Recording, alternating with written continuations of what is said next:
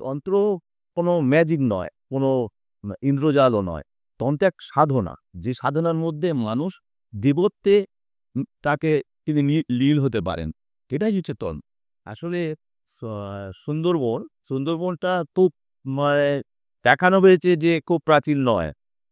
যারা গবেষকরা এবং বিদেশিরা প্রথমে মনে করেছিলেন যে সুন্দরবন যে নদী সমুদ্রে বালি এনে এনে এনে সুন্দরবনটা তৈরি হয়েছে।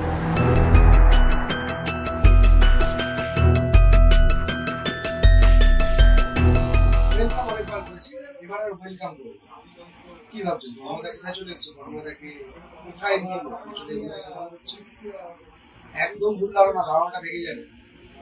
ইউটিউবের ইতিহাস এর আগে হয়তো পশ্চিমবঙ্গ সরকার থেকে অনেক কিছু করেছে, অনেকবার করছে, সেটা হয়তো লাইভ লাইটে সেইভাবে আসেনি বা সেইরকম কোনো ডকুমেন্টারি কোনোদিন হয়নি। জানেন তো তদন্তদা একদম জেনুইন জিনিস, অথেন্টিক সবকিছু নিয়ে আসে, যেটা কেউ কোনোদিন আনতে পারে না। সেখানে তন্ময়দা খুঁজে বার করেছে। তন্ময়দার কাজই হচ্ছে এটা, আপনাদের সামনে এটা তুলে ধরা। সেটা তন্ময়দার কাজ না, এটা সদতার ইম্প্র্যাকটিক্যাল হতো। আজকে আপনি কি ভাবছেন আমি কোথায় আছি? না, কোনো ভাঙাচোরা দেশে নেই, ভুল ভাবছেন। আমি আজকে এসে গেছি সুন্দরবন দক্ষিণ গবেষণাগার। আপনারা কিছুক্ষণের মধ্যে দেখতে পাবেন ভিডিওটা। হয়তো সেই ভিডিওতে আমি থাকবো, হয়তো আজকে থাকবো না, আমার প্ল্যান নেই থাকবো। তার কারণ আজকে আমি যেখানে এসেছি, সেখানে আসার পরে আমি আমার বাস্তবিক জ্ঞান শূন্য হয়ে পড়েছি। আমি নিজেকে কন্ট্রোল করতে পারছি না। আর এই ব্যাপারে কথা বলার মতন এখন বোধহয় আমি এখনো পর্যন্ত সেই জ্ঞানটা অর্জন করি। আজকে আপনাদের সামনে বিশিষ্ট একজন ব্যক্তিকে নিয়ে আসবো। তার পরিচয়টা কিছুক্ষণের মধ্যেই আপনারা ভিডিওতে দেখতে পাবেন। একটু অপেক্ষা করে যান, আমার সঙ্গে থাকুন। আজকে আপনারা যেটা দেখতে চলেছেন, ইউটিউবের ইতিহাসে প্রথমবার লাইভ ভিডিও ফুটেজ সমেত আপনারা এমন একটা জিনিস দেখছেন, যেটা দেখার পরে আপনারাও গর্ব অনুভব করবেন যে আপনাদের দেশে, মানে আমাদের দেশে, ভারতবর্ষে তন্ত্র কোন পর্যায়ে ছড়িয়েছে এবং কি কি জিনিস আমাদের দেশে আছে, গর্ব অনুভব করবেন। বারবার আমরা বলি না যে আমাদের দেশে সবকিছু থাকে, আমরাই কালচার করি, বিদেশিরা এটাকে নিয়ে গিয়ে তাদের দেশে কালচার করে তারা নাম করে, অথচ আমরা কিছু জানি না, জানতেই পারি না। তার সঙ্গে একটা আবেদন থাকবে আপনাদের কাছে, আজকে তো ভিডিওটা মন দিয়ে দেখবেন। আরো একটা বড় আবেদন, আজকে এই মুহূর্তে যে জায়গায় রয়েছে না, এটা ধরে নিন আমরা যারা সাধনা বা গবেষণা, যারা রিসার্চার, তাদের কাছে এটা একটা খনি। আজকে বহু মূল্যবান অ্যান্টিক্স দেখবেন আপনারা তন্ত্র বিষয়ের উপর। সবার কাছে একটা অনুরোধ, খালি দেখে সীমাবদ্ধ থাকবেন, ভিডিওটাকে প্রচুর পরিমাণে শেয়ার করবেন। এবং যিনি এই খনির মালিক, আমি জানি না বয়সটা প্রচুর হয়ে গেছে ওনার, কেন উনি এখন পর্যন্ত প্রচার পাননি, বা কেন মানুষকে এত অসহায় হতে হয় এত কিছু থাকা সত্ত্বেও। আমি সবার কাছে আবেদন করব, এই ভিডিওটা দেখার পরে কিছু করার দরকার নেই। আমি কাউকে টাকা দিয়ে সাহায্য করতে বলছি না, আপনি সাহায্য করতে বলছেন, কিন্তু মানসিকভাবে তো পাশে থাকতে পারেন, শুধু সেটুকুনি বললেই হয়। কেন বলছি, কোনোদিন আমি এইভাবে কোনোদিন কোনো কথা বলিনি। কেন বলছি সেটাই ভিডিও শেষে আপনারাই বুঝতে পারবেন। চলুন তাহলে এবার প্রস্তুতি দিই ভিডিওটার জন্য। আজকের ভিডিওতে আমি আর থাকবো না, অবধূত সুরজিতানন্দ ভৈরব এবং আমাদের সিআইডি স্যার শিবেন্দু ঘোষাল মহাশয়, শিবেন্দু ঘোষ মহাশয়, সরি মার্জনা করবেন, শিবেন্দু ঘোষ মহাশয়, ওনারা দুজনই পুরো এটাকে সঞ্চালনা করবেন প্রোগ্রামটা। এবং আজকের অতিথির নাম হচ্ছে দেবী শঙ্কর মিত্রা। আজকের আমাদের সনন্দন মূর্তি কিছুক্ষণের মধ্যে আপনাদের জন্য তাহলে প্রস্তুতি করবেন। জয় শ্রী মহাকাল, জয় শ্রী মহাকাল, জয় শ্রী মহাকাল। আপনারা জানেন অবধূত সুরজিতানন্দ ভৈরব আর সদক এসোটোরিক মানেই নতুন কিছুর খোঁজ, নতুন কিছুর খোঁজ। আর যে খোঁজ সোশ্যাল মিডিয়াতে কেউ দিতে পারে না, সে খোঁজ আমরা এনে। আজকে আমরা একদম অনবদ্য একটা কিছু নিয়ে এসছি, যার কোনো তুলনা হয় না, আর সোশ্যাল মিডিয়াতে আজ পর্যন্ত নেই, কেউ দিতে পারেনি এখনো। তো এটার জন্য প্রথমে আমি থ্যাঙ্কস জানাবো আমাদের শিবেন্দু স্যারকে। আমাদের শিবেন্দু স্যারই অ্যাকচুয়ালি এই জায়গাটায় আসার আমাদের সমস্ত ব্যবস্থা করে দিয়েছে। স্যারের জন্যই আজকে আমরা এখানটায় আসতে পারলাম। আর আজকে আমাদের যে বিশেষ অতিথি বললে অনেক কম বলা হবে, বিশেষ বিশেষ বিশেষ অতিথি যার বাড়িতে আমরা এসছি, আমরা যার বাড়িতে আজকে এসছি উনি হলেন দেবী শঙ্কর মির্জা। তো ওনার সম্পর্কে যতই বলবো ততই কম বলা হবে।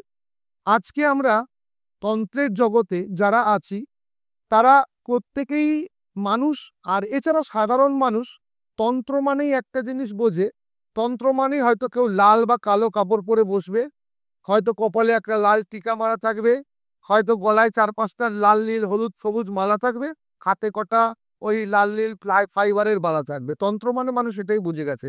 তন্ত্র মানেই মানুষ মনে করে তারাপীঠ শ্মশানে গিয়ে হোম করবে, নাহলে কোথাও গিয়ে বলবে বশীকরণ করাতে আমার কাছে চলে আসবে। তো আজকে আমরা এই সব কিছুর মধ্যে থেকে বেরিয়ে এমন একজন মানুষের কাছে এসছি যিনি তার জীবনের সারাটা জীবন এই তন্ত্রের খোঁজে লাগিয়ে দিয়েছে। শুধু তন্ত্রের খোঁজ না, তন্ত্রের গবেষণা তার জীবনটাকে যিনি লিপ্ত করে দিয়েছেন তার কাছেই আমরা এসছি। দেখুন, উনি না লাল কাপড় পরে আছে, না কালো কাপড় পরে আছে, না সিঁদুরের টিকা আছে, না ওনার বড় বড় দাড়ি আছে, না হাতে এক গোছা বালা আছে, তবুও কিন্তু উনি তন্ত্রের এক শীর্ষে বসে আছে। তো আজকে স্যারের সাথে সোজাসুজি চলে আসবো। স্যার কেমন আছেন? ভালো আছে।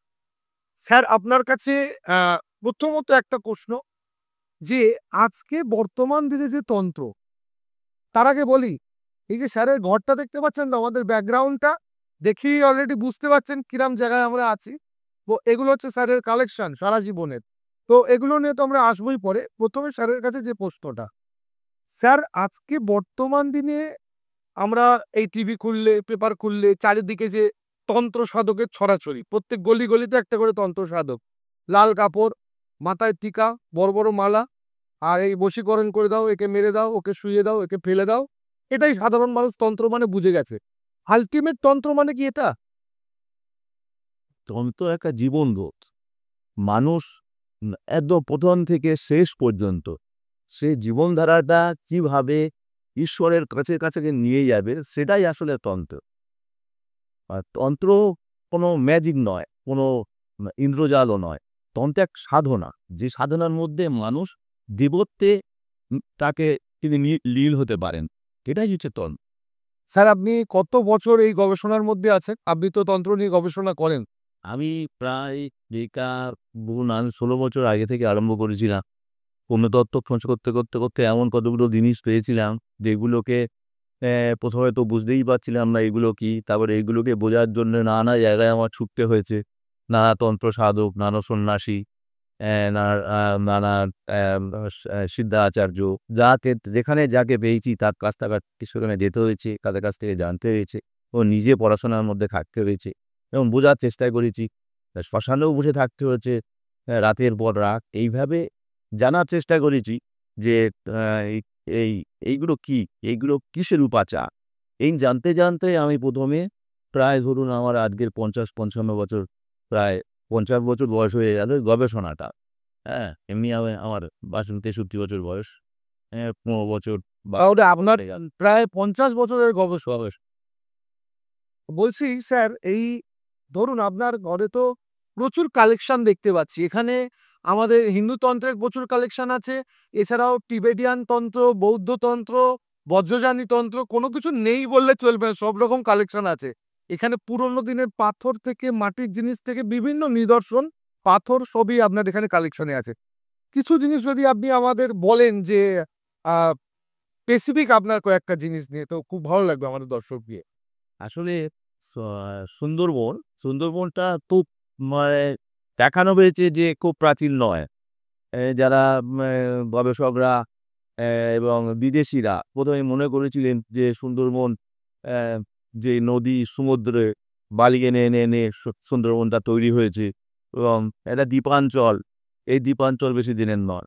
কিন্তু মানুষ যখন বসতি বিস্তার করছে, এই জঙ্গলগুলো কাটছে, এই জঙ্গলের মধ্য থেকে, দ্বীপের মধ্য থেকে এমন কতগুলো জিনিস উঠে এসেছে, যে জিনিসগুলো দেখলেই মানুষ মানে চমকে যাবে যে এটা হাজার, হাজার বছর ধরে এর ঐতিহ্য একটা ছিল। এবং এটা যদি আমরা স্বাস্থ্য দেখি এবং ভারতবর্ষের যে ধর্মীয় যে মানচিত্র দেখি, আমরা দেখব আমাদের এই অঞ্চলে মহামণি কপিলের বাসস্থান এবং সেই সময় গঙ্গাসাগর সঙ্গম অঞ্চলে আজকের গঙ্গাসাগরটা অনেক ক্ষইতে ক্ষইতে সমুদ্রের গর্ভে বিলীন হতে আসল জায়গাটা হয়তো নেই, যেটা সমুদ্রের মধ্যে চলে গেছে। কিন্তু তবুও যে সমস্ত দ্বীপাঞ্চলগুলো টিকে আছে, যে একটা গুহ্য সাধনা, একটা তান্ত্রিক সাধনা এখানে চলতো এবং সেটা মহামণি কপিলের আগে থেকে কপিল শুধু এখানে চলে আসেননি, এখানে সাধনা করেননি।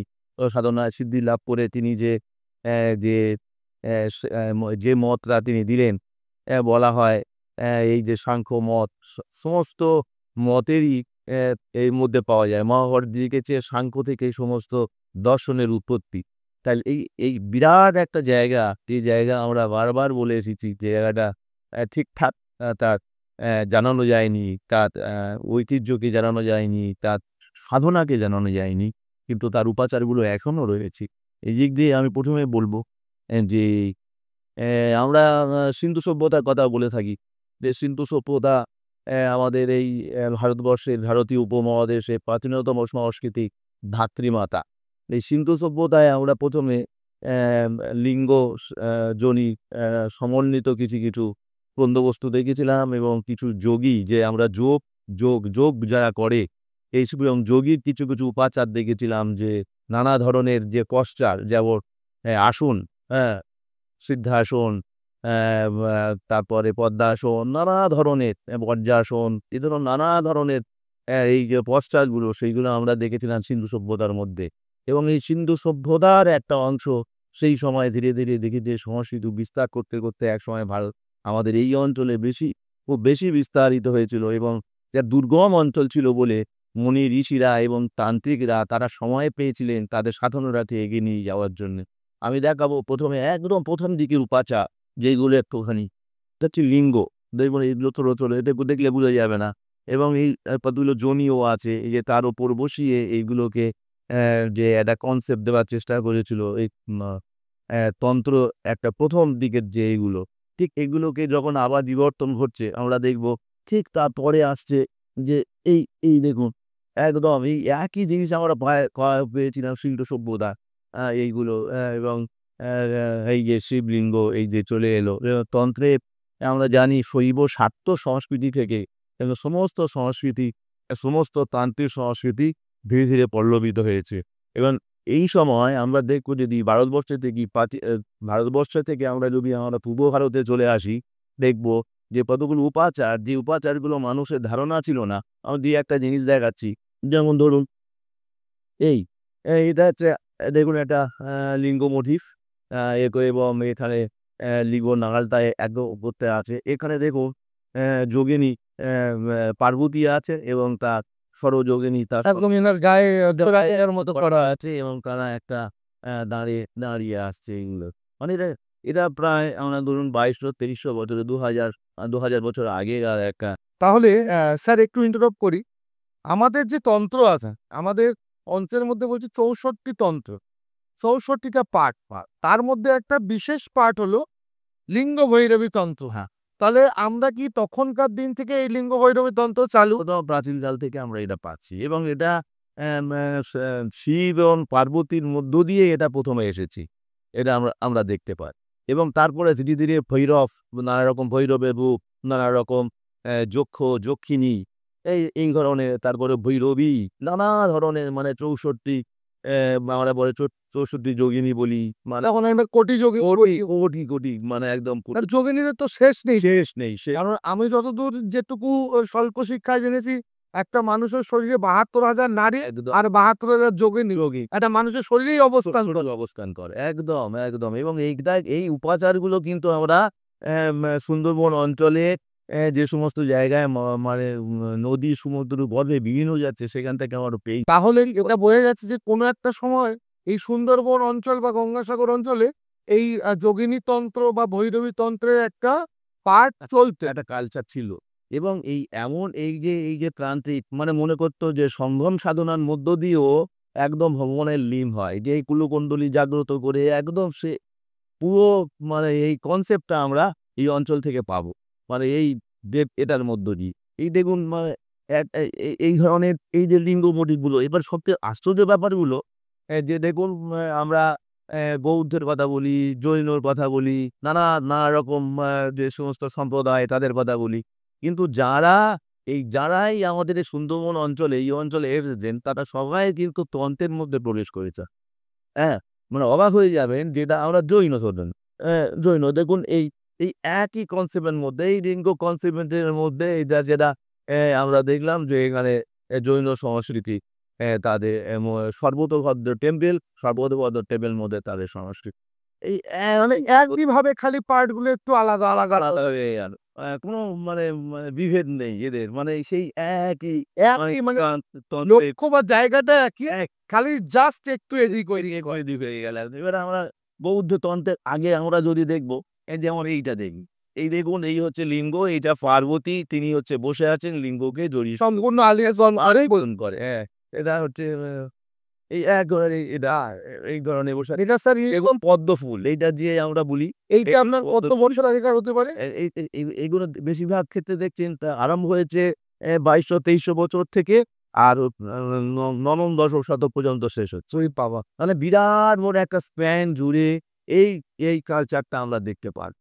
এবং এটা কালচারটা যখন আমরা এই যে দেখলাম শিব এবং এটাকেই কি হবে? এটা চলে আসবে আমাদের বৌদ্ধরা যেমন জৈনরা গ্রহণ করেছে, জৈনরা দেখবেন পদ্মাবতী মানে জৈনদের যে 23 তীর্থঙ্কর, এই তীর্থঙ্করদের প্রত্যেকটা একটা করে একজন করে শক্তি ছিলেন।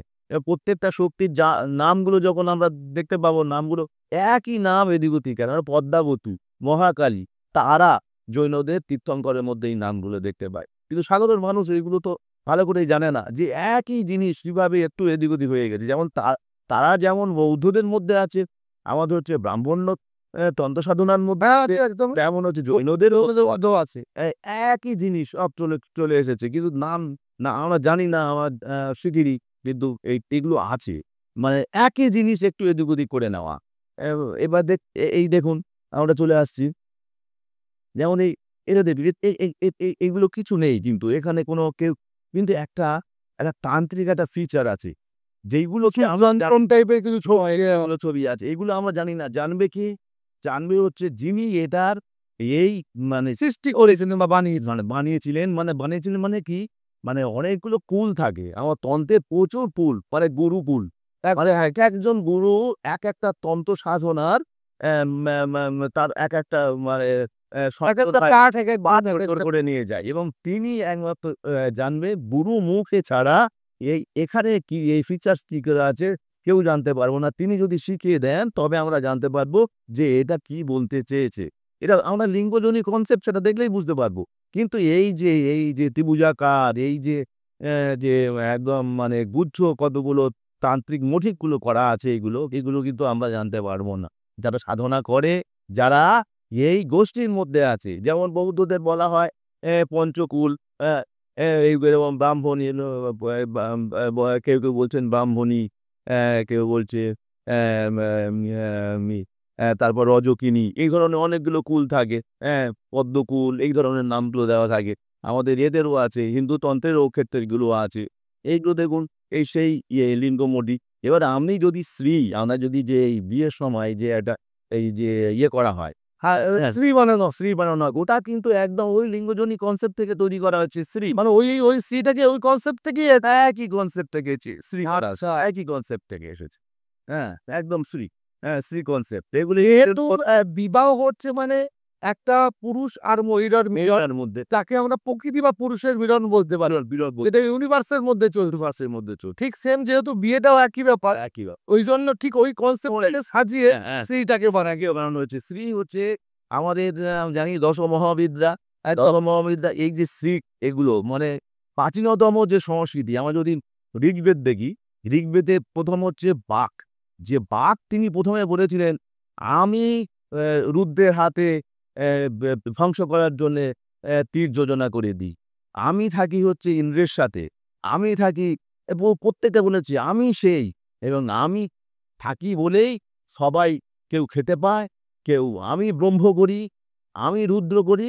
এই যে ঋগ্বেদে আমরা দেখতে পাই এই বাক, যেটাকে আমরা বলি দেবী সূক্ত। এইটাই হচ্ছে তন্ত্র সাধনার একদম সবথেকে বড় দিক। এবং কিভাবে আমরা বেদের মধ্যেও তন্ত্র সাধনাটা দেখতে পাই। অনেকে মনে করে বৈদিকরা তান্ত্রিক সাধনা নয়, কিন্তু বৈদিকদের অনেক মাতৃকুল ছিল, তারা তন্ত্র সাধনা করতো এবং ঋগ্বেদে আমরা দেখতে পাই। এইগুলো সমস্ত চলে এসেছে। তন্ত্র ছাড়া কিছু হতে পারে না। এটা আমরা তোমার কলিযুগে তন্ত্রের বাইরে কিছু নেই। কিছু নেই একদম। এবারে এই চলে আসি, এইগুলো দেখুন, এই যে এই দেখুন এই একই লিঙ্গজনী কনসেপ্ট, এগুলো একটা লিঙ্গ নাল, এই লিঙ্গ মুস্ক, এবং এই যে লিঙ্গ যোনির একটা পাত দেওয়া আছে এবং একজন দিয়ে এবং একটা এটাকে দেখতে পাচ্ছি, এটা আমরা বলি প্রাচীনতম এই যে এটা ভৈরবী আমরা বলতে পারি, এবং এটা হচ্ছে চামুন্ডার সঙ্গে এক করা। দেখবেন যে শুধু এগুলি যেহেতু আমরা চামুন্ডার মূর্তি যেমন দেখতে পাই শুধু হাড্ডি কুড্ডিকে, এটাকেও অনেকটা এইভাবে। তাহলে আমরা যদি স্যার ধরবো, তাহলে আমরা যদি মনে করি একদম অতীতে তখনকার দিনে চামুন্ডার মূর্তি এরম হতেই এরম ছিল, এটাও তো তখনকার দিনেই পাওয়া। আপনার কত বছরের আগে এটা? এটা পুরো প্রায় 1900 বছরের পুরনো এটা। এটা 1900 বছরের পুরনো। তাহলে হ্যাঁ। বাবা চামুন্ডা, তাহলে আমরা দেখতে পাচ্ছি এখানটা পুরো লিঙ্গের শেপ আছে ঠিক তারপরে এই যে সামনে দেখো মুখ আছে, এখানটা যোনির শেপ করা আছে।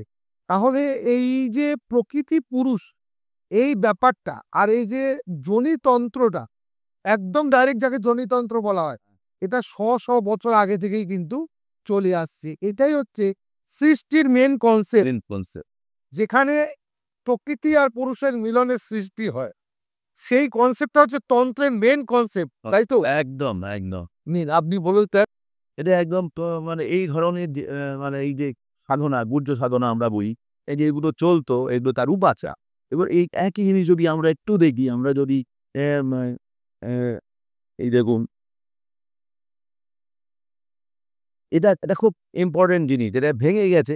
এটা পদ্মফুলের মতন একটা অংশ ছিল নিচে, যেটা যোনির অংশ, এটা লিঙ্গ অংশ উঠে গেছে। এখানে এটা বৌদ্ধদের কনসেপ্টে এসেছে। বলা হয় কি না, বুদ্ধদেব বজ্রধর বলেন এবং তার শক্তি যিনি হলেন তিনি প্রজ্ঞা পারমিতা। তারা দুজন মানে মহা আলিঙ্গনে এই নানা ধরনের ওই বোধিসত্ত্ব, তারপরে প্রচুর তারা সম্ভারে দেবী তৈরি হলেন বর্জ্যজানে, যেটা বলা হয়। এবং বর্জ্য মানে বুদ্ধের বর্জ্য মানে লিঙ্গে একদম এবং শিব শক্তি, যেটা বুদ্ধের ক্ষেত্রে বুদ্ধ এবং হচ্ছে প্রজ্ঞা পারমিতা। এই দেখুন এই পারমিতা আর বুদ্ধ বসে আছেন লিঙ্গকে আলিঙ্গন করে। এবারে দেখছেন এই যে পারমিতার মুখ, কিন্তু আমি যদি উল্টে নেবো তেমন দেখবো এটা উল্টে হলে বুদ্ধের মুখ হয়ে গেল। হ্যাঁ, এই মানে আমি যদি এদিক থেকেও দেখি একরকম, যা দেখছি ওদিক থেকেও তাই। হ্যাঁ তাই দেখ, মানে বৃত্তের উল্টো দিকেও যায়, এদিকেও দেখো তাই। এইগুলো এই যে আমরা বলি ওই চর্যাপদ কথা বলি, চর্যাপদ ওই বৌদ্ধদের সব থেকে বড় একটা গ্রন্থ। আমাদের বাংলা ভাষার আদি গ্রন্থ চর্যাপদ। এই চর্যাপদের চর্যাগুলো আর কিছু নয়, কতগুলো মানে বজ্রযান, সহজযান, কালচক্রযান, আমাদের নাথযোগীদের যে সমস্ত কনসেপ্ট, যেগুলো সবই একজন মহাযোগী সে গানের মাধ্যমে সেটাকে তুলে ধরেছে, সেইগুলোকে চর্যায় বিয়ে করা হয়েছে, লেখা হয়েছে, লিখে রাখা হয়েছে। এবং সেখানে সেটা বলা হয়েছে, ভাষাটা কি বোঝা যায় না। চর্যার গানগুলো মানে এমনি যদি কেউ বলে যায়, মনে হয় জানি কি বলছে, এতই লাগানো একটা ব্যাপার। কিন্তু তার প্রত্যেকটা গানের মধ্যে একটা শব্দ আছে, যে শব্দ আমাদের মানে অনুশীলনে, আমাদের সাধনার কাজে লাগে, যেটা একমাত্র জানবেন গুরু এবং তার শিষ্য পশুষ তারা জানবে। সেই জন্য ওটা সাধকেরা ওটা জানতে পারবে। এবং সেই জন্য এই ভাষাটাকে বলা হয় সান্ধ্য ভাষা। সান্ধ্য ভাষা মানে আলো আঁধারি ভাষা, যেটা কেউ বুঝতে পারবে না, যার জানা বোঝার দরকার তিনি বুঝতে পারবেন। এটার ক্ষেত্রেও তাই, এটা হচ্ছে এটা সান্ধ্য মানে তো বুঝতে পারছে না যে জিনিসটা কি। এই একটা মুখ উল্টে দিলে আর একজনের মুখ, এই যে পুরুষ প্রকৃতি একই মুখ, এইগুলোকে করা হয়, মানে একই কনসেপ্টের মধ্যে ধীরে ধীরে চলে আসছে। সবথেকে মজার ব্যাপার কি জানেন, এই যে এইগুলো এই লাস্টে আমরা দেখবো এইগুলো দেখবো যখন আমরা নবম দশমের শতকে যখন আমরা চলে আসবো, তখন একই লিঙ্গ কনসেপ্টের মধ্যে দাঁড়িয়ে আছে কি রাধা আর কৃষ্ণের। আচ্ছা, একটু ওখানে আছে, রানা হয় না, রাধা আর কৃষ্ণ একদিকে দাঁড়িয়ে আছে এই কনসেপ্টের মধ্যে। সেম কনসেপ্ট চলে আসে। চলে আসছে। এই কত দূর কত কালটা চলে চলে আসি নবম দশমী এসে আমরা রাধা কৃষ্ণকে পেলাম যিনি ভগবান দাঁড়িয়ে আছে।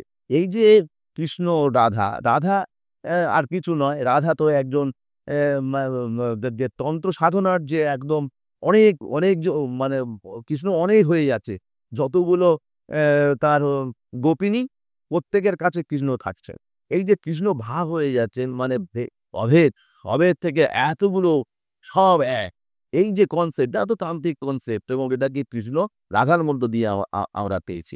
এবং এই সমস্ত গুলোর মধ্যে তন্ত্রের মধ্য দিয়ে যদি আমরা ঢুকি তাও দেখব বৈষ্ণব থেকে আরম্ভ করে শাক্ত থেকে আরম্ভ করে বৌদ্ধ জৈনরা সব আলটিমেট সেই ঘুরিয়ে ফিরে তন্ত্রের কনসেপ্ট দিয়ে আসতে হচ্ছে। পুরোটাই একদম মানে এমনকি মানে ওই তো কেউ বলছে শঙ্করাচার্য শাক্ত, কেউ বলছে শৈব, কেউ বলছে বৈষ্ণব, সব কিন্তু আলটিমেট যাচ্ছে কি তন্ত্রের পথে। পথে যেমন তন্ত্রের কনসেপ্টটাকে কাজে লাগাতে হচ্ছে। শঙ্করাচার্য তার প্রত্যেকটা যে সমস্ত মঠ তৈরি করেছিলেন ওখানে শ্রীযন্ত্র পূজা করা হয় একদম একটা একদম রূপটাই তো পরিষ্কার বলে এই যে চারটে দিক আছে, চারটে পঙ্গত, সব জায়গায় সৃজনশীল শুরু করা। একই জিনিস পাচ্ছি আমরা তন্ত্রের মধ্যে শ্রীযন্ত্র এটা তো শ্রী এটা হচ্ছে আখ যেটা আমরা এটা হচ্ছে অরিজিনাল, তখন সি একদম। পরে আসে যন্ত্ররাজ। আর স্যার এই মূর্তিটা একটু বোঝাবেন স্যার? আপনার হাতে যে মূর্তিটা আছে এটা কত বছরের পুরনো? যেটা প্রায় 2200 বছরই 2200 বছর। এটার কনসেপ্টে যদি একটু দেখুন এই পদ্মফুল আঁকা আছে এখানে একটা জনি খাঁজ কাটা আছে যেটাকে আমরা জনি বলি আর এটা লিঙ্গর মোটিভ উঠে গেছে একদম এখানে এই ভালো করে দেখুন এই একজন সাধক তিনি ওই নাদটা হ্যাঁ না নিয়ে নাদি হাতে নিয়ে তিনি ওই মানে এক বসে আছেন এইভাবে সাধনায় একদম লীন হয়ে আছেন তিনি ইভেন কানে কুণ্ডল আছে দেখা যাচ্ছে। একদম তার মানে নাট সাধকরা যে নাদি ব্যবহার করে এটা সেই নাদেরই নিদর্শন। নাদের নিদর্শনের কত প্রাচীনকালে এবার যে নাদিটা এখানে দেখা যাচ্ছে যে নাদিটা এত বড়, এটা লিঙ্গের ওপর দিয়ে বসিয়ে করতে। তার মানে যদি এটা যদি কনসেপ্ট আমরা আসি এটার মধ্যে অ্যাকচুয়ালি বোঝাচ্ছে, আমার যদি ভুল না বলে থাকি, যে আমাদের যে কুলকুণ্ডলিনী শক্তি একদম মূলাধার থেকে নাদি, মানে নাদটা কিন্তু অ্যাকচুয়ালি মূলাধার থেকে উঠে আর উঠে আসে তার কনসেপ্টে এটা দেওয়া আছে। একদম এবারে সবথেকে মজার ব্যাপার কি হলো যে এই সাধককে দেখলাম কিন্তু এপারে দেখলাম দেখুন এর মুখটা দেখুন রাক্ষসের মতন মুখ দেখুন পদাকার মুখ এখানে দেখুন একজন এখানে ভেতর থেকে আসছে যে মানুষের মধ্যে যে কাম ক্রোধ যে আমাদের রিপু যেইগুলো বুদ্ধকে করেছিলেন তার সাধনা থেকে বিচ্যুত করার চেষ্টা করেছে একদম হাত ওই একই জিনিস রিপু এগুলো এখানে কিন্তু আছে এখানে সেগুলো তার মধ্য দিয়ে সাধক একদম ধীর স্থির অচঞ্চল এটাকে বোঝানো হয়েছে এই উপাচারের মধ্যে যে সমস্ত কিছুকে আটকে ফেলে রেখে সামনে সঠিক সাধনা করার এটা যে দেখবেন এই ধরনের দিয়ে আমি চর্যাপদ বলছিলাম যে সব থেকে আমাদের বাংলা সাহিত্যের ইতিহাসের বা ধরুন আমাদের বাংলার প্রাচীনতম গ্রন্থ বলা হয় এই চর্যাপদকে যেটা বাংলা অক্ষরে চলে এসেছে এই চর্যাপদের যে সাধনা এই সাধনার প্রত্যেকটা স্তর আমরা সুন্দরবন অঞ্চল থেকে তাদের যে উপাচারগুলো সান্ধ্য উপাচারগুলো আমরা এই অঞ্চল থেকে পাবো এবং কিভাবে তৈরি হয়েছিল মানে একদম প্রথম থেকে যে শৈব শাক্ত সাধনা যে তান্ত্রিক সাধনা সেই তান্ত্রিক সাধনা ভেঙে চলে আসছে কোথায় চলে আসছে বৌদ্ধরা যখন নিচ্ছেন বৌদ্ধরা নিয়ে সেখানে বজ্রযান তৈরি করলেন সহজযান তৈরি করলেন কালচক্রযান তৈরি করলেন তার মধ্যে যে চঞ্চের যে আছে আমাদের নাথ সম্প্রদায় তার মধ্যে আছেন এবং তারা কি করছেন এই বজ্রযান থেকে নাথ জবিরা ওখান থেকে চলে এসেছিলেন মৎস্যেন্দ্রনাথ করে মৎস্যনাথ আপনাকে দেখাবো হ্যাঁ মৎস্যনাথ এই অঞ্চল থেকে কীভাবে করতেন এই যে যেগুলো চলে এলো চর্যাপদের উপাচার এইগুলো কিন্তু আমরা অনেকেই জানি না যে সুন্দরবন অঞ্চল থেকে চর্যাপদের ভাষার যে লিপি প্রচুর লিপি এখানে দাঁড়িয়ে আছে দেখুন এইগুলো চর্যাপদের লিপি ছোট ছোট এগুলো আছে সেই সময়কার ভাষা হ্যাঁ নবম দশম থেকে একাদশ দ্বাদশ শতকে চর্যাপদের ভাষা এর মধ্যে বিবৃত এবং ভাষার যদি ইতিহাস যদি আলোচনা করতে হয় তাহলে এই লিপি এই লেখকগুলোকে এই লিপিগুলো পোড়ামাটি লেখকগুলোকে জানা যাবে এবং এই লেখের মধ্যে আমরা পাবো যে কিভাবে সাধনা করা হচ্ছে তার ছোট ছোট যেখানে সাধনা স্থলে উপাচার দিচ্ছে যে আমি সাধনা করেছিলাম এবং সিদ্ধি লাভ করেছিলাম বা এখান থেকে আমি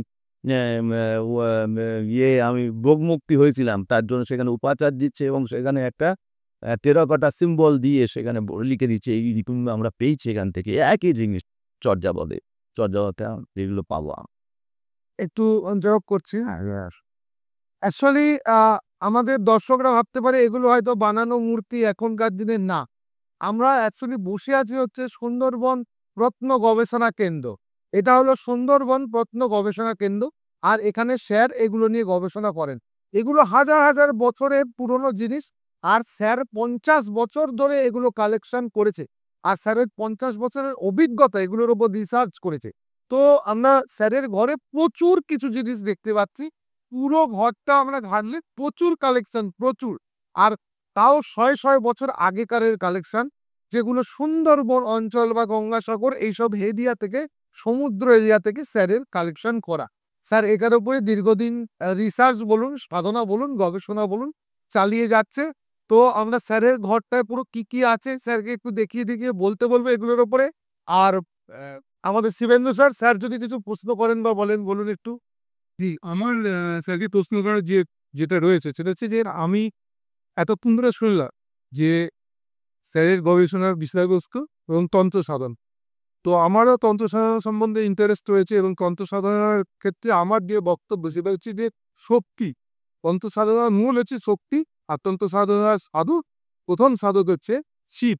তো এই বিষয়ে যদি স্যার কিছু বলেন যে শিব শক্তি, তন্ত্র সাধনার মধ্যে যে প্রধান বৈশিষ্ট্য হচ্ছে শক্তির সাধনা, সেই শক্তি সাধনা সম্বন্ধে এবং শিব সম্বন্ধে যদি স্যারের কিছু ইনফরমেশন। আমরা দেখেছি ভারতীয় উপমহাদেশে প্রাচীনতম যে ধর্মীয় যে আমরা উপাচার পাই সেটা একদম শিব এবং শক্তি। এবং আমরা যদি সিন্ধু সভ্যতার যে কেন্দ্রগুলো সেখানকার যদি কোন বস্তুগুলো দেখলাম সেখানেও দেখবো শিব ও শক্তি, লিঙ্গ এবং যোনি এবং শিব ও শক্তি দাঁড়িয়ে আছেন। যে আমরা পশুপতি বলি, পশুপতির প্রাচীনতম যে নিদর্শন সেটা আমরা পেয়েছিলাম মহেঞ্জোদারো থেকে। সেই রকমই পশুপতির আরও অনেক নিদর্শন আমরা এই সুন্দরবন অঞ্চল থেকে পেয়েছি কিন্তু। এবং এই সময়কার ওই সময় থেকেই যে একটা তন্ত্র সাধনা সৃষ্টি হলো, মানে মাতৃতান্ত্রিক মা মা হচ্ছে পৃথিবীর প্রাচীনতম জিনিস এবং মা থেকেই তন্ত্র সাধনা শুরু। মাকে যদি আমি ঠিকঠাক ভালোবাসতে পারি এবং মাতৃ সাধক না হলে, শেষ পর্যন্ত মাতৃ সাধনা না করতে পারলে আমরা সেখানে পৌঁছতে পারবো না। যেমন আমরা সবাই জানি তারও সাধনা করতে গেছিলেন আমাদের বশিষ্ঠদেব এবং তিনি মানে অনেক বড় উঁচুদরে সাধক ছিলেন, কিন্তু সেই মাতৃ সাধনার কাছে তার মতানত করতে উচিত। এইটাই হচ্ছে আসল তন্ত্র সাধনার সব থেকে বড় দিক। তন্ত্র সাধনা যে কোনো সাধনায় যাই না কেন, মানে তন্ত্র সাধনা না এলে সৃষ্টি লাভ করতে পারে না, যেটা আমার মনে হয়েছে যে এই উপাচারগুলো দেখে। স্যার আরেকটা বিষয়ে আমার বক্তব্য আছে, সেটা হচ্ছে যে ক্রিস্টাল হচ্ছে শক্তিকে আকর্ষণ করে। আর তন্ত্র সাধনে আমাদের প্রধান কাজ হচ্ছে শক্তিকে নিজের শরীরের মধ্যে আবদ্ধ করা। তান্ত্রিকের একমাত্র উদ্দেশ্য হচ্ছে তার যে শরীর আছে সেই শরীরের শক্তিকে আকর্ষণ।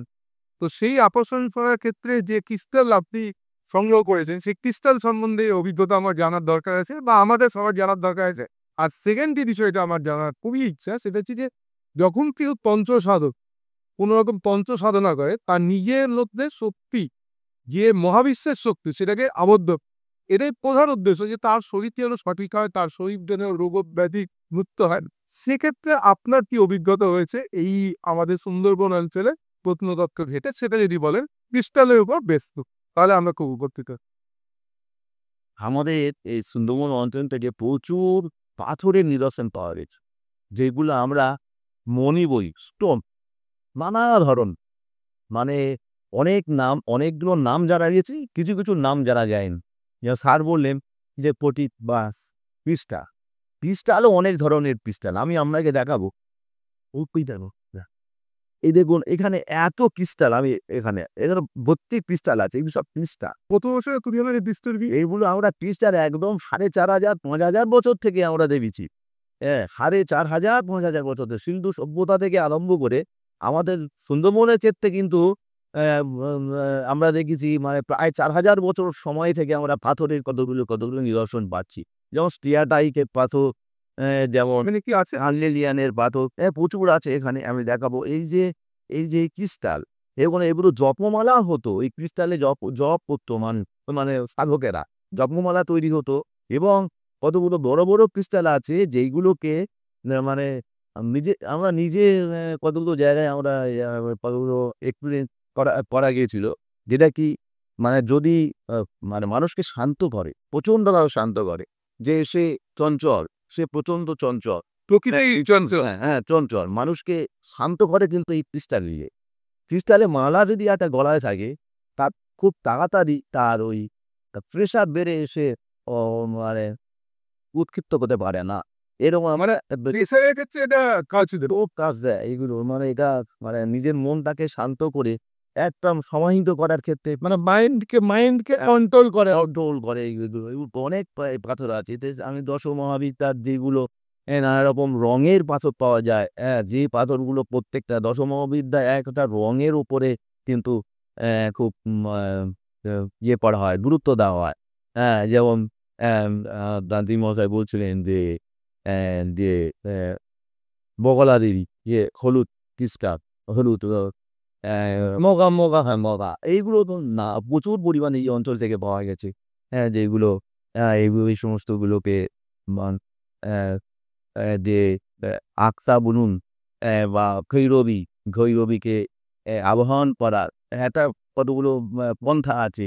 যোগিনী বা ভৈরবী, এদেরকে আবাহন করা, ভৈরবকে আবাহন করা, এইগুলোর ক্ষেত্রে গিয়ে এই ক্রিস্টাল এবং এই ধরনের পুঁতিগুলো যে ব্যবহার করা হতো বলে যায়। স্যার এই বিষয়ে নিয়ে আমার একটা বক্তব্য আছে।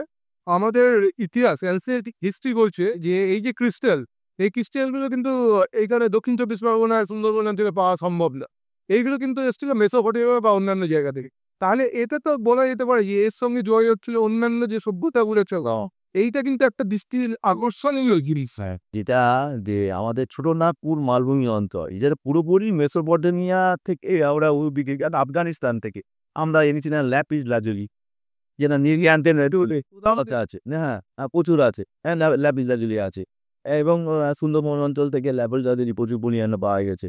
মানে অনেক পাথর আছে যেগুলো বাইরে থেকে সত্যি আনতে হয়, কিন্তু আমাদের ছোটনাগপুর মালভূমি অঞ্চল এবং ওই অঞ্চলে যে নদীগুলো চলে এসেছে, সেই নদী ধরে আমরা যে সুবর্ণরেখায় যদি ধরি, এই ধরনের নদীর কূলেও এই পাথরগুলো কিন্তু পাওয়া যায়। এবং তখনকার দিনের মানুষ মানে 2000 বছর আগে প্রকৃতি আলাদা ছিল, পরিবেশ আলাদা ছিল, এবং এইগুলোকে মানুষ সংগ্রহ করে নিয়ে আসতো এবং ব্যবসায়িক ভিত্তিগুলো, তারপরে ধর্মীয় ভিত্তিতে এগুলো দরকার লাগতো এবং কালেকশন করে এসে এখানে তৈরি হতো। পুঁতিগুলো কিন্তু এখানে তৈরি হচ্ছে, পাথরগুলো বাইরে থেকে আনা হয়েছে চুপি কথা। এবং কিছু কিছু পাথর এখানকার সমুদ্র অঞ্চল থেকে পাওয়া গেছে, বড় বড় পাথর ইয়ে করে এসে স্রোতের মধ্যে দিয়ে চলে এসেছে, নদী কুল থেকে সংগ্রহ করা হয়েছে, তার মধ্যেও সেদিও কাটা হয়েছে, কেটে পাথরগুলো ডুব দেওয়া হয়েছে, পুঁতে ডুব দেওয়া হয়েছে, এবং বাইরে থেকে পাথর আনা হয়েছে এনে।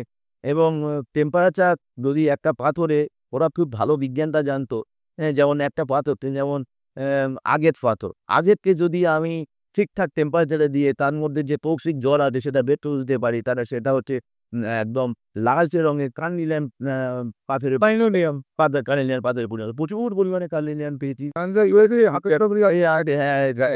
এক গ্লাস কার্নিলিয়ান আছে, ভর্তি আছে আগের কার্নিলিয়ান, ক্যালসিডনি, তারপরে জেসপার, তার প্রচুর পরিমাণে পাথরগুলো, যেগুলো সবই যে শুধু মানে মানুষ ভালোবাসত। ওই অলঙ্কারে ব্যবহার হতো, কিন্তু জ্যোতিষেও ব্যবহার হতো এবং সাধনায় এইগুলো ব্যবহার করা হতো। এবং আমরা দেখেছি কতগুলো পেয়েছি, মানে দেবতা পেয়েছি তাদের এখানে খুব বড় রুবি লাগানো আছে, যে তার গর্তগুলো আছে, রুবিগুলো বের করে নেওয়া হয়েছে। আমরা জানি আমাদের এখানে যে শিবলিঙ্গ যেটা আছে আমাদের বরাশি বিখ্যাত সুন্দরবন অঞ্চলে শিবলিঙ্গ, এবার অম্বুলিঙ্গ, যেটা হচ্ছে আমাদের দেবী পুরাণে এই অম্বুলিঙ্গের কথা বলা আছে।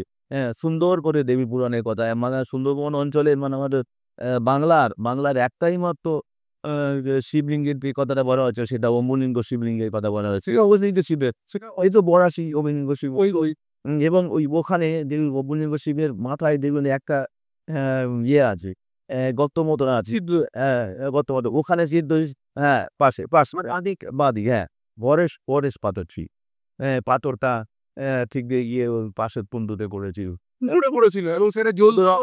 হ্যাঁ সুতরাং এই যে আমরা এবং এই যে এইগুলোকে এই যেমন এখানে ওখানে একটা বিষ্ণু মূর্তি আছে, বিষ্ণু মূর্তির ঠিক এই জায়গাটা দেখবেন গর্ত করা আছে, এই গর্তে ওখানে একটা বৈদুর্যমণি বসানো ছিল বিষ্ণুর এই জায়গাটা, কিন্তু সেই বৈদুর্যমণিটা আজকে নেই।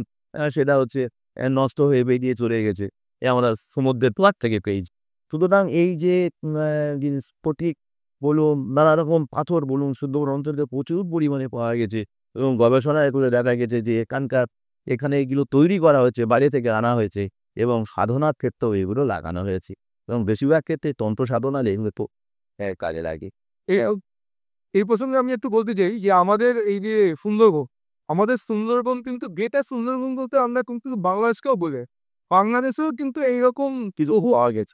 বহু পাওয়া গিয়েছে। বা এর থেকে একটা জিনিস কিন্তু আমাদের কাছে কনসেপ্ট পুরো ক্লিয়ার যে বুদ্ধিস্ট আমাদের যে ভারতবর্ষে এই পোর্শনে বুদ্ধিস্ট যে ধর্মমত সেটা অত্যাধিক ব্যাপক হারে প্রশমিত হয়েছিল এবং এই বুদ্ধিস্ট যে সম্প্রদায় আছে এই সম্প্রদায়ে কিন্তু তিব্বতে গেছে অতীশ দীপঙ্কর আমাদের এখানকার আমাদের বাংলাদেশের ভূমিপুত্র, যিনি তিব্বতে গেছিলেন এবং তিনি বলা হয় যে তিনিই কিন্তু আমাদের যে ধ্যান পদ্ধতি বুদ্ধিস্টদের ধ্যান পদ্ধতি সেটা চীন দেশে নিয়ে গেছিল বা তিব্বতে নিয়ে গেছিল।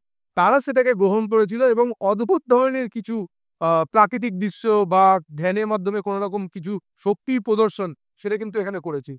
তো আমি স্যারের কাছে বলতে চাই যে এটা একটু আউট অফ দ্য ট্র্যাক আমি বলছি যে এখানে কিন্তু অনেক রকম ইতিহাস রয়েছে যে বিভিন্ন সময় বনদেবী বা এখানে যারা বাঘেদের রাজা তারা বেরোয় এবং তাদের দেখেওছে, মানুষ তাদের দেখেওছে। এই প্রসঙ্গে যদি একটু বলেন যে এখানকার কি বৈশিষ্ট্য আছে বা এটা খুব এটা সুন্দরবনের মধ্যে একটা বিজয়ারা বলে একটা দ্বীপ আছে, বিলদে বলে বাঘের জায়গা। বাঘের একদম শেষ সুন্দরবনের আমাদের পশ্চিমবঙ্গের শেষ জায়গা, মানে ভারতবর্ষের শেষ জায়গা বলতে পারেন, একদম সমুদ্রের মাঝখানে। হ্যাঁ, আমরা বিজয়ারা এটা এটা বিজয়ারা এরকম নাম দেয়। হ্যাঁ, এই যে দ্বীপটা আমার যেটা কেমন নাম হলো যে বিজয় সিংহ যে সিংহলে গিয়েছিলেন আমাদের বাংলার রাজপুতীয়, ওই জায়গাতে থেকে তিনি লাস্ট ওখানে থেকেই তিনি সিংহলে গিয়েছিলেন। ওখানে ওখানে কিছুদিন ওখানে ছিলেন, সেই জন্য নামটা হয়েছিল বিজয়ের আড়া থেকে বিজয়ের নাম হয়েছিল। ওখানে ওই দিক থেকে এটা পাওয়া গেছিল। দেখুন এখানে এই মাতৃকা তিনি ইয়ের পরে আছে, অরের ছাল পড়ে আছে। এবং এই যে মণি দেওয়া, এই প্রস্তর প্রতি দেওয়া তার উষ্মিস। এখানে দুটো মণি ছিল দেখুন, এই ভক্ত আদিত্য চলে গেছে, নেই। এইগুলো কতদিনের পুরনো এটা?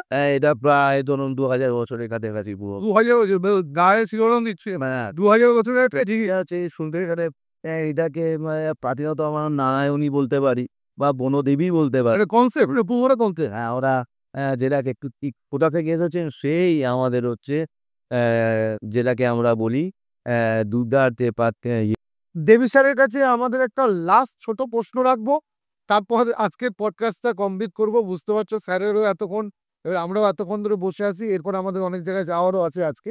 তো স্যার আপনি যে 50 বছর ধরে এগুলোর উপর রিসার্চ করছেন, বিভিন্ন জায়গায় গেছেন, বিভিন্ন দুর্গম জায়গায়, মানে এসব তো কালেকশন তো যেখান সেখান থেকে না, বিভিন্ন দুর্গম জায়গায়। আর আপনার এই ঘরটা তো একটা গবেষণা কেন্দ্র, এর ভেতরে এত কিছু জিনিস রয়েছে, প্রত্যেকটা জিনিসের আলাদা আলাদা ঊর্জা, আলাদা আলাদা টাইপ। কোনো সময় কি কোনো অলৌকিক ঘটনা বা কোনো এরকম ভৌতিক ঘটনার সম্মুখীন আপনি হয়েছেন? দেখুন এটা জীবন ভোর করেছি, এক্সাবিশন করতে গেছি, খোঁড়াখুড়ি হচ্ছে, তা সেই টিমে আমি ছিলাম পশ্চিমবঙ্গ সরকারে। সেখানে এই ঘটনা ঘটেছে এবং যখন আমি সমুদ্রে সুন্দরবনের ভেতরে ঢুকেছিলাম, সেখানে রাত্রে আমি দেখেছিলাম একজনকে যে তিনি থাকার কথা নয়, যেটা আমরা আমি বারবার তাকেই দেখি। তিনি হচ্ছেন যে চামলিঙ্গার একটা রূপ, যেটাকে আমরা তিনি সাদা বসন পরে আছে এবং গাছে লান দিয়ে দাঁড়িয়ে আছে মহিলা। এটা মানে আপনার সচক্ষে দর্শন? সচক্ষে দর্শক। অনুযায়ী তো অনেকেই দেখেছি। হ্যাঁ, কিন্তু এটা আমি একদম সাদা বসন, তিনি গাছের কোথা থেকে? এটা দেখেছি আমরা। যেটা দ্বীপটার নাম হচ্ছে যেটাকে যেটাকে বলে ওই নামখানা থেকে না অনেকটা দূর, যেটা শেষ একদম কাছাকাছি, যেটা মাম্বাফুলি আছে এই মুহূর্তে। জিপলার জিপলো না, ওর আরো ছেলের একদম ছেলে, মানে সুন্দরবন এরিয়ার মধ্যে ওর এরিয়া, বর্ডার ফর্ডারের দিক। হ্যাঁ বাংলাদেশ বোর্ডে ওটা আমরা পোড়া কুমলি বলি, পোড়া মানে মানে একদম মানে পুড়িয়ে গেছিল বলে মনে হয়। ওখানে আমি দেখেছিলাম একদম, যেটা গভীর রাত্রে গভীর রাত্রে, এবং উনি দাঁড়িয়েছিলেন, একদম সেদিন জ্যোৎস্না ছিল কিন্তু, এবং খুব মানে আমি অবাক হয়ে গেছিলাম। হ্যাঁ, আর সব থেকে বড় কথা, আমরা ওখানে প্রায় রাত 2টো পর্যন্ত ছিলাম, 10টা থেকে। কিন্তু আমি অবাক হয়ে গেছি যে আমি যখন ডেকে ফিরলাম, মানে আমাদের লঞ্চের ডেকে ফিরলাম, তখন কিন্তু বেশি বাজেনি। টাইম চেঞ্জ হয়ে গেছে। হ্যাঁ, ওটা ওটা আমাকে প্রচণ্ড, এখনো পর্যন্ত প্রচণ্ড মানে 12টা 1টা পর্যন্ত আমরা ওখানে ওই জায়গাটা কাটালাম, কিন্তু যখন আমরা এসেছি তখন 9টা বাজে। না এর মানে এ টাইম আছে তা মারাত্মকভাবে আমি চুমু দিয়েছিলাম ওখানে ওই ঘটনা। মানে সময়টা কিভাবে কি হয়ে গেল বোধহয় তা একদম হয়ে যায়। টাইম জোন হ্যাঁ। একটা, এটা এখানে আছে, সুন্দরবনে আছে। এবং আমি তখন হচ্ছে দন্তুরা বলে একজন, মানে আমাদের চামুন্ডার একটা রূপ দন্তুরা, দন্তুরা নিয়ে গবেষণা করছিলাম। এবং তারপরে আমি অবাক হয়ে গেছিলাম যে ওই ধরনের 2-3টে মূর্তি আছে মিউজিয়ামে, দন্তুরার মূর্তি। মানে ওই মূর্তি মিউজিয়ামে রয়েছে, মিউজিয়াম আছে যেটা আপনি সচক্ষে অসংখ্য ওখানে দোকানের মুখটা করা একটা দন্তুরা, একটা শোভলা দাঁতে হাসি, মানে এটা কি মায়েরই একটা রূপ? মায়ের রূপ, যেটা দন্তুরা বলি আমরা, চামুন্ডারই একটা রূপ দন্তুরা। হ্যাঁ, এটা ওখানে আমার একদম ওটা ওখানে দেখা ওই পোড়াতন্ডি থেরেছে। এবং ওই তারপরে 2টো দ্বীপ নিয়ে পোড়াকুমলি হয়, আর একটা পাশাপাশি আর একটা দ্বীপ আছে, যেটাকে নামটা ভুলে গেলাম, কিটোর পাশে। এবং ওখানে দেখেছিলাম রাত্রে, ওখানে আমরা দিনের বেলা চাক্ষুষ করেছিলাম, ভেতরের দিকে একটা মন্দির আছে, এবং সুন্দরবনে একদম পুরো ইয়ের ভেতরে, এবং বাঘের প্রচণ্ড উৎপাত, বাঘের গর্জন শুনে ওরা পালিয়ে এসেছিলাম। আর সেখানে বড় বড় ইট দিয়ে রাস্তা বানানো ছিল, এবং রাস্তার উপরে জল ভর্তি, ইয়ে হয়ে আছে। ওই রাস্তা ধরে অর্ধেক দূর গিয়েছিলাম, আমরা যেতে পারি না, কিন্তু ডেক থেকে আমি স্পষ্ট দেখেছি সেই দিন রাত্রে, দেখেছি ওই ভেতর থেকে একজন সন্ন্যাসী বেরিয়ে আসে, গভীর রাত। ভাই হাঁটে তার মানে ওই সব জায়গায় তখনকার দিনে তখন সাধকরা তো চলেই আসে বহু বছর ধরে। সারা দিন ওখানে কাটিয়েছি আমরা, কিছু কারণ জঙ্গলের মধ্যে তো আমরা ঢুকতেই পারিনি। জঙ্গলের মধ্যে একটা মানে মন্দির ভেঙে পড়ে রয়েছে, একদম ভাঙা মন্দির ভেঙে পড়ে রয়েছে। আমরা চলে এসে আমি, মানে আমার খুব মানে ওখানে আসতে ইচ্ছা করছিল না ওখানে। সন্তোষ বর্মন বলে আমাদের সঙ্গে একজন ছিলেন, আর বুনোজা লঞ্চ ছিল ইয়েরা বহুদিন আগে, এবং ওটার পারমিশন নিয়ে আমরা গিয়েছিলাম আমাদের ওখানে। তারপরে যে বন্দুকের গার্ড নিয়ে আমাদের সঙ্গে ছিলেন ওখানে, ওরা ভয়ে পালিয়ে গেছিলেন ওই বাঘের ভয়।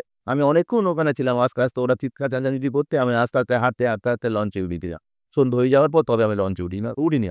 তারপরে রাত্রে আমি ওইটাকে আমি দেখলাম যে ওখান থেকে সন্ন্যাসী বেরিয়ে এসে ওখানে দাঁড়িয়ে আছে। মানে এত অদ্ভুত আমার লেগেছিল ওই রাতটা, রাত ঘুমোতে পারিনি। বারবার আমার সারা রাত আমার মনে হচ্ছে সন্ন্যাসী দাঁড়িয়ে আছে, আমার কাছে দাঁড়িয়ে আছে, ওখানে দাঁড়িয়ে আছে সন্ন্যাসী। না মানে একদম মন্ডিত মস্তক, এক অদ্ভুত ব্যাপার অবশ্য। স্যারের আমার একটা লাস্ট আসছে, ওটা আমার জীবনে লাস্ট কোশ্চেন, যে এই যে আপনার এতদিনের জীবন, আপনার 50 বছরের শুধু এই মাটি পাথর এই নিয়ে আপনার কেটেছে, তো আগামী মানে সামনে যে ভবিষ্যৎ আছে তারা তো এসবে বিশ্বাসই করে না, তো তাদের কাছে আপনার যদি কোনো বার্তা থাকে, কারণ আমাদের জেনারেশন একটা জায়গায় পর্যন্ত গিয়েছে, কিন্তু নেক্সট জেনারেশন আমাদের ঐতিহ্য নিয়ে কোনো না কোনোভাবে চিন্তিত, তারা কোনোদিন ধ্যানও করে না, তারা আমাদের ঐতিহ্য নিয়ে ভাবেও না, এটাকে পাথর ভাবে, এটাকে মাটির ঢেলা হবে। তাদের কাছে যদি আপনার কোনো মূল্যবান বক্তব্য থাকে যে আমাদের ঐতিহ্যটাকে আমাদেরই তুলে ধরতে হবে, এই জাতীয় যদি কোনো বক্তব্য থাকে তার যদি দু একটা হেল্প। আমার যেটা বলা, ভারতীয় সংস্কৃতিকে বাঁচাতে পারে এই আমাদের এই যে হিন্দু মানসিকতা। এখন যে অবস্থা চলছে, যে হিন্দু, স্বামীজি বলতেন, যে স্বামী বিবেকানন্দ বলতেন যে হিন্দু তোমার মরে গেলে চলবে না, তুমি মরে গেলে তোমার যে এত সাহিত্য, এত সংস্কৃতি, এত বেদ, এত তান্ত্রিক সাধনার সবই হয়ে যাবে, নষ্ট হয়ে যাবে, থাকবেন তাদের একটু থাকবে। তা যারা বিশ্বাস করে না, ভগবান বিশ্বাস করে না, শুধু আমার জীবন থেকে আমি বলবো যে হ্যাঁ আছে, বিশ্বাস করুন আর না করুন, শুধু এইটাই করুন, মানে ভালোভাবে জীবনটা কাটান আর নিজের সংস্কৃতিকে অবহেলা করবেন না। নিজের সংস্কৃতিকে অবহেলা করলে সংস্কৃতি বিনষ্ট হবে, আর বিনষ্ট হলে আমাদের এই সংস্কৃতি হারিয়ে ফেলে কিন্তু আর ফিরে আসে। এটাই আমাদের। তো আজকে আমরা অনুষ্ঠান এখানেই শেষ করব। প্রচন্ড ভালো লাগলো স্যারের সাথে আজকে বসে, অনেক কিছু আমরা জানতে পারলাম। আর আমরা চেষ্টা করব আগামী দিন বা আগামী সময় স্যারের সাথে আমরা আরেকবার যাতে বসতে পারি, আরো কিছু জানতে পারবো। তো স্যারকে প্রণাম জানিয়ে আজকের অনুষ্ঠান আমরা শেষ করব। স্যার অনেক সিনিয়র মানুষ একজন, ওনার মতো মানুষের পাশে বসতে পেরেও খুব ভালো লাগছে। একটা পজিটিভ ঊর্জা পাচ্ছি। একদম।